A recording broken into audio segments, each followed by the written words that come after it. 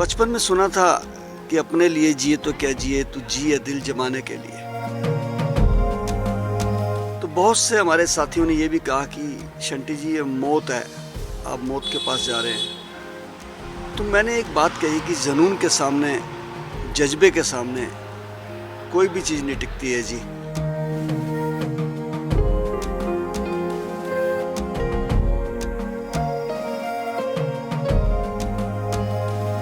और अभी तक 272 डेड बॉडीज़ को मोर्चरी से लेके शमशान घाट तक, कब्रिस्तान तक, जहाँ भी जिस धर्म के थे उनके रिचुअल के अनुसार हमने संस्कार करवाया।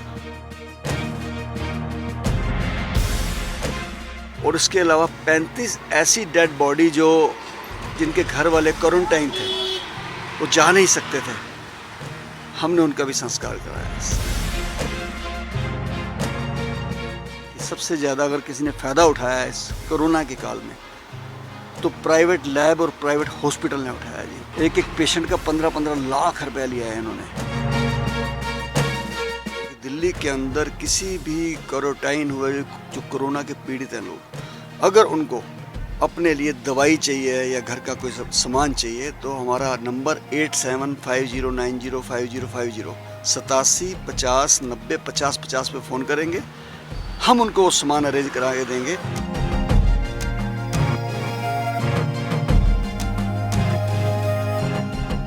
घबराने का नाम ज़िंदगी नहीं है। इस मुश्किल घड़ी में किसी की सहायता करना असल में ज़िंदगी है। ये हम इसलिए बोल रहे हैं क्योंकि दिल्ली के अंदर, पूरे देश के अंदर कोरोना वायरस की महामारी फैली हुई है। इस कोरोना काल के दौरान भी एक जितेंद्र सिंह सेंटी अपनी जान की बाजी लगाकर लोगों की सहायता में लगे हुए हैं। ये वो जाबाज हैं जो इस मुश्किल घड़ी में जो लोग बीमार हो जाते हैं उनको हॉस्पिटल पहुंचाते हैं और साथ ही साथ जिनके परिवार वालों की मृत्यु हो जाती है उनको शमशान घाट तक पहुंचाने का काम करते हैं। इनका पूरा परिवार भी कोरोना पॉजिटिव हुआ और उसके बाद ये घबराए नहीं हैं और उस 14 दिन क्वारंटाइन हुए। क्वारंटाइन होने के बाद भी ये लोग फिर से इस सेवा में लगे हुए हैं। क्या जज्बा है, ये ताकत इनको कहाँ से मिलती है, जानने की कोशिश करेंगे। संटी जी, पहले तो पंजाब केसरी नवोदय टाइम्स में आपका स्वागत है। मैं बहुत बहुत धन्यवाद करता हूँ नवोदय टाइम्स का, जो उन्होंने इस मुश्किल घड़ी में भी समय समय पर मेरे को फ़ोन करके मेरी सेहत भी पूछी और आसरा भी दिया और लोगों को भी कोरोना से बचने के लिए कहा। ये जज्बा आखिर मिलता कहाँ से है आपको? बचपन में सुना था कि अपने लिए जिए तो क्या जिए, तू जिए दिल जमाने के लिए। 25 साल से शहीद भगत सिंह सेवा दल हम चला रहे थे। अनक्लेम डेड बॉडी, गरीब की बॉडी का क्रिमेशन कराना, एम्बुलेंस, शव वाहन, मोर्ची बॉक्स, ब्लड डोनेशन, ये काम करते करते अब हम जब इस कोरोना के काल में आए और प्रशासन ने कहा कि क्या आप हमें एम्बुलेंस और शव वाहन दे सकते हैं कोरोना के पेशेंट के लिए और डेड बॉडी के लिए, तो बहुत से हमारे साथियों ने ये भी कहा कि शंटी जी ये मौत है, आप मौत के पास जा रहे हैं। तो मैंने एक बात कही कि जुनून के सामने, जज्बे के सामने कोई भी चीज़ नहीं टिकती है जी। शहीद आजम भगत सिंह जी ने जुनून में कहा था कि दम निकले इस देश की खातिर, और उन्होंने हंसते हंसते फांसी के फंदे को गले में डाला और जुनून पूरा हुआ और देश आज़ाद हुआ। गुरु गोविंद सिंह जी ने अपना पूरा वंश वारा और आज दुनिया उनको सदके करती है। और शहीद भगत सिंह सेवा दल का जो निश्चय चल रहा था निष्काम मानव सेवा हेतु, आज हमने उसको पूरा करना था। अगर अब नहीं करते हम ये काम तो देश का हमारे ऊपर कर्जा रह जाता जी, इस मुल्क का। ज़रूरी नहीं कि जो सीमा पे लड़ाई लड़ रहे हैं वही देश के रक्षक हैं, हम बिना वर्दी के भी फौजी हैं। और शहीद भगत सिंह सेवा दल ने जो निश्चय किया उसको पूरा करके दिखाया। और अभी तक 272 डेड बॉडीज़ को मोर्चरी से लेके शमशान घाट तक, कब्रिस्तान तक, जहाँ भी जिस धर्म के थे उनके रिचुअल के अनुसार हमने संस्कार करवाया। और इसके अलावा 35 ऐसी डेड बॉडी जिनके घर वाले क्वारंटाइन थे, वो जा नहीं सकते थे, हमने उनका भी संस्कार कराया। 7 ऐसे लोग भी आए जो डेड बॉडी छोड़ के भाग गए क्योंकि वो डरते थे कि हमको कोरोना ना हो जाए, हम मर ना जाएं। हमने उनका भी संस्कार कराया अंडरटेकिंग लेके। और मुझे नहीं पता था कि ये काम करते करते मैं, मेरे दोनों बेटे मनीष, ज्योत, मेरी मिसिज़, हमारी मेड, हमारा चौकीदार, उसकी मिसिज़, बच्चा, 8 लोग हम सारे इसमें आ गए। और उसके बाद भी जो हमारा काम शहीद भगत सिंह सेवा दल का, हमारे सारे ड्राइवर्स, हमारे मैनेजर राजू जी, जिंदा भाई खड़े हैं, कोई भी डेड बॉडी की या एम्बुलेंस की कॉल हमने आज तक वेस्ट नहीं करी, उसको मिस नहीं करा कभी भी हमने। लेकिन इस 15 दिन घर पे रहने पे जो मुझे एहसास हुआ, जो बीमारी की प्रताड़ना थी वो तो है, वो तो रहेगी अभी बहुत दिन, इतनी कमज़ोरी है कि मैं बता नहीं सकता हूँ।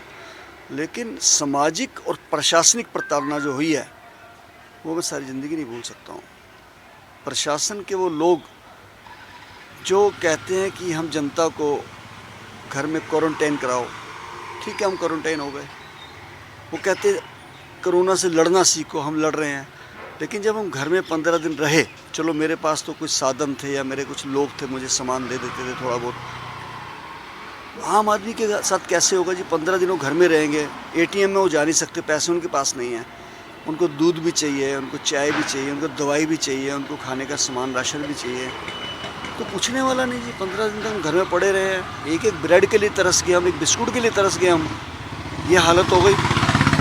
और समाज की अगर बात करूँ तो समाज पूछने को तैयार नहीं जी। हमारे घर के चौकीदार भाग गए, हमारे को अखबार देनी बंद कर दी लोगों ने, दूध देना बंद कर दिया, कूड़ा उठाना बंद कर दिया। यानी कोरोना जिसको हो जाए उसको ऐसे देखते हैं जैसे आतंकवादी हो। ये तो हमारे जिंदा भाई साहब बेचारे, जब मैं फ़ोन करता था रात के 2-2 बजे मेरी दवाई दे के गए हैं, 2-2 बजे रात को आए हैं, 3-3 बजे। हमारा राजू भाई, जिंदा भाई, मैं इनका कैसे एहसान भूल सकता हूँ सारी संटी ज़िंदगी। जी, आपने बताया कि लोग ऐसे बिहेव करते हैं जैसे पता नहीं क्या हो गया, आतंकवादी की तरह। आतंकवादी की तरह, आपका कहना जो है। लेकिन जिस तरीके से जो कोरोना से जिनकी मृत्यु हो जाती थी, उनको आप शमशान घाट तक पहुंचाते थे या कब्रिस्तान तक पहुंचाते थे, क्या आपको डर नहीं लगता था? बिल्कुल डर नहीं लगा जी। उसका बहुत बड़ा कारण था, 25 साल जो हम सेवा कर रहे थे वो आज काम आई। जैसे डॉक्टर होता है वो किसी भी पेशेंट को हाथ लगा देता है क्योंकि उनको एक आदत पड़ जाती है, मुझे भी आदत थी और मेरे सारे वॉलंटियर्स, वॉरियर्स, मेरे ड्राइवर्स, उनको आदत है। और एक बात मन में ज़रूर आई कि यार दिल्ली गवर्नमेंट कह रही है कि अगर कोई उनका कर्मचारी की डेथ हो जाएगी तो 1 करोड़ रुपये देंगे, और दिया भी उन्होंने एक डॉक्टर को दिलशाद गार्डन में आके। अच्छी बात है, डॉक्टरों ने बेचारों ने सेवा की है, पुलिस ने सेवा की है, सफाई कर्मचारियों ने की है।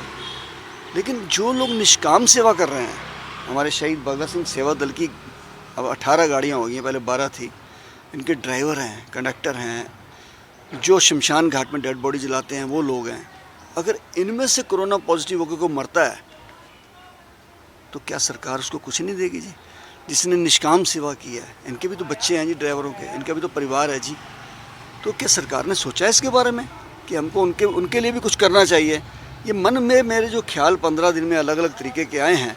मैं समझता हूँ कि प्रशासन ने बातें बहुत ज़्यादा की हैं दिल्ली के अंदर। जो कोरोना के पेशेंट को मदद होनी चाहिए थी, चाहे वो दवाई के माध्यम से है, चाहे घर के सामान के माध्यम से है, वो कम हुई है, वो प्रताड़ित ज़्यादा हुए हैं।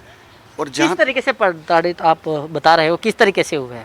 सर, एक बंद कमरे के अंदर 15 दिन किसी का रहना जेल से भी ज़्यादा कठिन है जी। कोई आपको टेलीफोन भी नहीं कर रहा, कोई आपको मिलने नहीं आ रहा, कोई आपके घर में नहीं घुस रहा। आपके घर से लोग 6-6 मीटर दूर खड़े हो रहे हैं कि इस घर में तो कोरोना है। वो माइक पे आके और बोल जाते हैं प्रशासन वाले कि इस घर के पास कोई नहीं आएगा, घर वाले बाहर नहीं निकलेंगे। तो जेल से भी कठोर काम हो गया जी। तो ये प्रताड़ना नहीं है तो और क्या है? प्रशासन की तरफ समाज को बिल्कुल अवेयरनेस ही नहीं है इस बारे में। आज अगर मैं अपने पड़ोसी पे हंस रहा हूँ कि उसको कोरोना हुआ है, तो मुझे भी तो हुआ। आज कई लोगों ने, मैंने देखा है, मुझे लोग बताते हैं कि वो कोरोना के बाद जैसे कुछ सामान लेने घर से बाहर चले गए तो लोगों ने पुलिस को फ़ोन कर दिया। अरे भाई, वो इंसान है, उनको रोटी भी खानी है, दूध भी पीना है अभी, और वो किसको नहीं हो सकता है? लेकिन वो इसलिए संटी जी, क्योंकि ये जो बीमारी है ये लगातार फैलती जा रही है, प्रशासन भी चाहता है कि इस पर नकेल लगे। नकेल चाहता है तो कुछ खाने का तो इंतजाम करे। आपने किसी का एक रास्ता बंद किया, दूसरा तो खोलो। आपने कहा घर में रहो, हम रहने को तैयार हैं। क्या 15 दिन में किसी ने पूछा कि शंटी जी आपको घर के अंदर आटा भी चाहिए कि नहीं चाहिए, आपको चावल भी चाहिए कि नहीं, आपको दवाई तो नहीं चाहिए कोई? ये तो आपने मार दिया उन लोगों को। अब हो क्या रहा है कि दिल्ली में ये कह रहे हैं कि मेरा डेथ रेट कम हो गया। डेथ रेट कम नहीं हुआ है जी। जो लोग हॉस्पिटल में ना जाके घरों में क्वारंटाइन है और उनकी डेथ हो जाती है, तो उसको नेचुरल डेथ कह देते हैं। किसी को कहते हैं हार्ट अटैक से मर गया, किसी को कहते हैं किडनी से मर गया, लीवर से मर गया, दमे से मर गया। ये दूसरा काम शुरू हो गया दिल्ली के अंदर। तो मैंने जो अपने दिल की भावनाएं आपको बता दी है कि प्रशासन इसके लिए तैयार नहीं था, दिल्ली सरकार तैयार नहीं थी, और आज भी कोरी बातें ज़्यादा हो रही हैं। लेकिन संटी जी, मैं ये जानना चाहूँगा, आपने कहा है कि दिल्ली सरकार तैयार नहीं थी, आपने दूसरा ये बताया कि अब लोगों को होम क्वारंटाइन किया जाता है और वहाँ लोगों की मृत्यु हो जाती है तो उसको कहा जाता है कि अपने आप ही हुई है, तो नेचुरल डेथ हुई है। तो लगता है कि अभी आप जिस तरीके से अब ये भी काम कर रहे हैं कि जो मृत्यु होने के बाद शवों को आप शमशान घाट तक या कब्रिस्तान तक लेके जाते हैं, तो अभी बहुत सारी कॉल आपके पास आ रही होंगी। मैंने निश्चय कर लिया और मैंने कल तमाम न्यूज़ एजेंसीज़ को बोल दिया है कि मैं अब काम पे आने वाला हूँ बहुत जल्द। वैसे मेरा क्वारंटाइन पीरियड ख़त्म हो गया, लेकिन थोड़ी कमज़ोरी की वजह से मेरी टीम काम कर रही है, और हम ये सेवा शुरू करने जा रहे हैं कि दिल्ली के अंदर किसी भी क्वारंटाइन हुए जो कोरोना के पीड़ित हैं लोग, अगर उनको अपने लिए दवाई चाहिए या घर का कोई सामान चाहिए, तो हमारा नंबर 8750905050 87 50 90 50 50 पे फ़ोन करेंगे। हम उनको वो सामान अरेंज करा के देंगे। हो सकता है किसी घर के अंदर गैस का सिलेंडर ख़त्म हो जाए जी, वो क्या करेगा जी उसके बाद? समझिए ना बात को आप।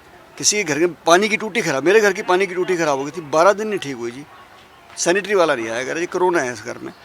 तो मुझे लगता है ये थोड़ा सा हमको व्यवहार चेंज करना चाहिए, और मैं घोषणा करता हूँ इस बात की, जैसे हमने एम्बुलेंस कहा था तो चलाई, शववाहन कहा था तो चलाया, दाह संस्कार करा तो किया, इसी प्रकार अब दिल्ली के अंदर अगर कोई कोरोना के पेशेंट को किसी भी चीज़ की ज़रूरत होगी, शहीद भगत सिंह सेवा दल, मेरे वॉरियर्स, मेरे वॉलंटियर्स उनके घर जाके दे के आएंगे। अभी भी दे रहे हैं हम ऑलरेडी, हमारे सारे जिंदा भाई साहब सारे घर जाके दे के आते हैं उनको, आइसोलेशन सेंटर में भी दे के आते हैं, तो अभी भी देंगे हम आगे, हमने वायदा करा है इस बात का। लेकिन संटी जी, जिस तरीके से आपका पूरा परिवार कोरोना से संक्रमित हुआ, उसके बाद परिवार का किस तरीके का आपके तरफ रिएक्शन था? देखिए, इसमें कोई दो राय नहीं कि मैंने जो भी काम किया है परिवार की सहमति से किया है, परिवार ने मुझे बहुत कोऑपरेट किया। मेरा छोटा बेटा जो लंदन से डिजास्टर मैनेजमेंट का मास्टर करके आया है, उसके बावजूद उसने मेरा साथ दिया। शमशान घाट में जाना, मोर्चरी में जाना छोटी बात नहीं है, और मैं अपने हाथ से बॉडियाँ उठा रहा हूँ, जला रहा हूँ, तो वो चाहते तो ऑब्जेक्शन कर सकते थे, लेकिन उन्होंने देखा कि इसके अंदर जुनून है और ये जुनून छोड़ेगा नहीं अपना, और मैंने नहीं छोड़ा जुनून। मुझे पता है कि मेरी वजह से 8-7 लोगों को और हुआ है, मुझे पता है इस बात कब लगा है, लेकिन मुझे कहा, एक पत्रकार ने पूछा कि क्या शंटी जी आपका जज्बा कम तो नहीं हो जाएगा?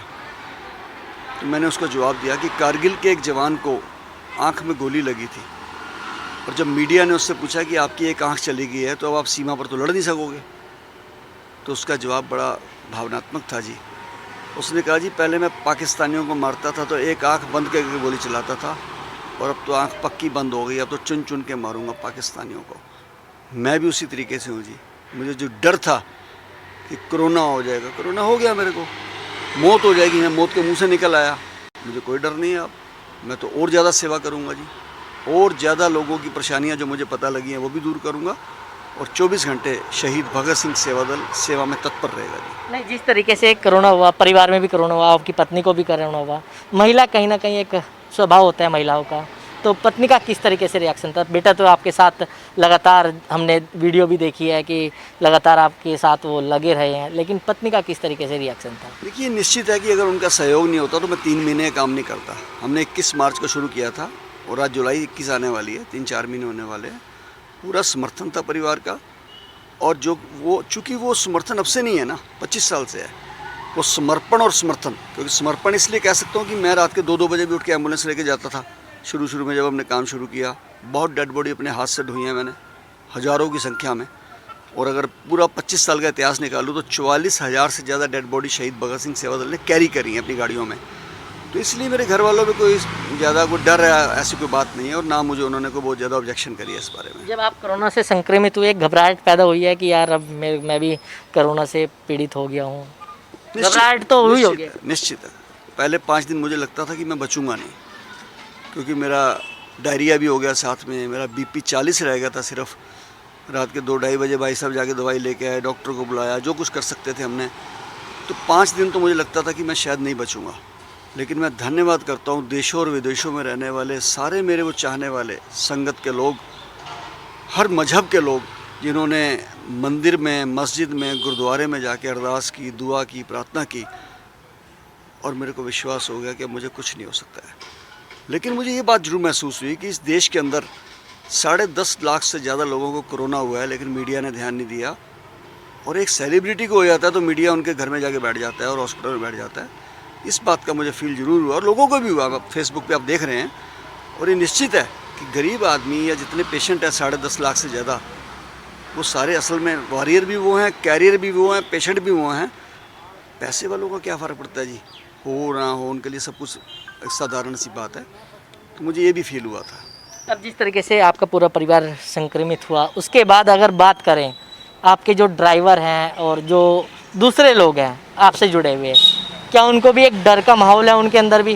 नहीं, कोई डर का माहौल नहीं है, बल्कि मैंने जब उनको कहा कि मैं ठीक हो गया और मैं बहुत जल्द अपने काम पे वापस आने वाला हूँ, तो बहुत खुश हुए। और अभी आपने 4 दिन पहले देखा होगा कि मेरे क्षेत्र के लोगों ने, मेरी एम्बुलेंसेस ने, पुलिस वालों ने, सब ने मेरा यहाँ आके घर के बाहर स्वागत किया। मैं 15 मिनट के लिए नीचे आया था बेशक, लेकिन उन्होंने मेरे को मोराल को और बढ़ा दिया। और मुझे लगा नहीं यार, पब्लिक जो मुझे चाह रही है और एक काम को चाह रही है, तो मुझे और ज़्यादा काम करना चाहिए और मैं करूँगा इस काम को। तो उस टाइम मेरा मैनेजर, हमारे ऑफिस के मैनेजर है, बेटा ही है अपना राजू भाई, इधर जिंदा भाई हैं, हमारे ड्राइवर जितेंद्र, आनंद, बलदेव, एहसान, ये सारे खान साहब हैं। ये काम फ़ोन पे फट से समझ जाते थे। मैंने 2 ड्राइवर रात के अलग रखे हुए हैं, 6 ड्राइवर दिन के अलग रखे हुए हैं, ताकि किसी को भी इंतज़ार ना करनी पड़े। लेकिन एक बात और कहूँगा जी, कि सबसे ज़्यादा अगर किसी ने फ़ायदा उठाया है इस कोरोना के काल में, तो प्राइवेट लैब और प्राइवेट हॉस्पिटल ने उठाया जी। इन लोगों ने फेस्टिवल मनाया है जी, त्यौहार मनाया है। एक एक पेशेंट का 15-15 लाख रुपए लिया है इन्होंने। इसके ऊपर सरकार को पेच कसना चाहिए, क्योंकि दिल्ली के अंदर इन्होंने 1 रुपये पे ज़मीन ली हुई है लीज़ पे। और आज जब लोगों के देश के ऊपर विपत्ता आई, इन्होंने 15-15 लाख रुपए ले लिए। इनको शर्म नहीं आई कि हम देश के लिए कुछ करना चाहिए, हमको मानवता के लिए कुछ करना चाहिए। और उन्होंने 15-15 लाख रुपए ले के भी मरीज घर नहीं गया जी, लाश ही गई है उनकी। इसी प्रकार ये जो Lal path lab, star path lab, जो 1000 रुपये का टेस्ट था, 6-6 हज़ार रुपये लिए इनको तो उठा के रासुका के अंदर, जेल के अंदर डालना चाहिए। कि आपने देश की बुरी घड़ी में, कोरोना काल में नाजायज फ़ायदा उठाया लोगों की मजबूरी का, और देश के अंदर आपने दहशत पैदा की है। इनके ऊपर केस रजिस्टर्ड होना चाहिए। मैं तो ये कहूँगा कि इसके ऊपर एक PIL डलनी चाहिए कि क्यों ना ऐसे लोगों को, चाहे वो हॉस्पिटल हैं, चाहे प्राइवेट लैब हैं, या मैं कहता हूँ कोई एम्बुलेंस वाला भी अगर वो नाजायज़ फ़ायदा उठाता है कि 4000-5000 रुपये मांगता है डेड बॉडी छोड़ने का, या कोई डॉक्टर है जो सेवा तो कर रहा है लेकिन हॉस्पिटल उसका फ़ायदा उठा रहा है, तो हॉस्पिटल के ऊपर एक्शन जरूर होना चाहिए। जिन्होंने एक प्राइवेट लिमिटेड कंपनियां बना के एक फेस्टिवल मनाया है कोरोना के अंदर, इन सब के ऊपर एक्शन होना चाहिए। और दवाइयों वाले जो इंजेक्शन 5000 का था, उसे लाख रुपए का बेचा है इन्होंने, 2-2 लाख रुपए का बेचा है। ऐसे लोगों के ऊपर जो ब्लैक मेलर हैं, उनके ऊपर एक्शन जरूर होना चाहिए। अच्छा, मेरा आखिरी सवाल ये है कि सरकार से कोई मांग करते हैं इन सब चीज़ों को लेकर, क्योंकि आप कोरोना से संक्रमित भी हो गए थे और उसके बाद आपने देखा कि लोगों का व्यवहार किस तरीके का आपका प्रति रहा है, तो क्या सरकार से कोई मांग करते हैं? मैं दिल्ली सरकार से कोई मांग नहीं करता हूँ। सिर्फ यही कहूँगा कि जो शमशान घाट में बेचारे सेवा करते हैं या एम्बुलेंस के ड्राइवर हैं, इनके लिए कोई ना कोई इनको स्कीम निकालनी चाहिए कि अगर इनकी इस कोरोना काल में ये लोग ग्रसित हो जाते हैं, क्या किसी की परमात्मा ना करे डेथ हो जाती है, तो इनको कुछ ना कुछ करना चाहिए। आज देखिए, देश के लिए जो हमारे प्रधानमंत्री जी ने किया है उसे कोई भुला नहीं सकता। इसी प्रकार मैं चाहता हूँ दिल्ली सरकार को भी सोचना चाहिए कि हमें कुछ ना कुछ ऐसे लोगों के लिए जो स्वयंसेवी संस्थाएं हैं और निःशुल्क काम कर रही हैं, बिना किसी पैसे के निष्काम काम कर रही हैं, ऐसे लोगों के लिए, ऐसी संस्थाओं के लिए उनको कुछ सोचना चाहिए। तो बिल्कुल, ये थे जितेंद्र सिंह सेंटी जी, जिनका साफ कहना है कि अब ये कोरोना से संक्रमित होकर अब कुछ दिन बाद ये अपने फिर उसी रूटीन पर जज्बे के साथ काम पर करने लग जाएंगे। और साथ ही साथ इन्होंने कहा है कि अब जो कोरोना पॉजिटिव लोग हैं उनको सामान की, किसी भी तरीके के सामान की अगर ज़रूरत पड़ती है तो वो मुहैया कराएंगे। दिल्ली से कमल कुमार कंसल, नवोदय टाइम्स, पंजाब केसरी टीवी।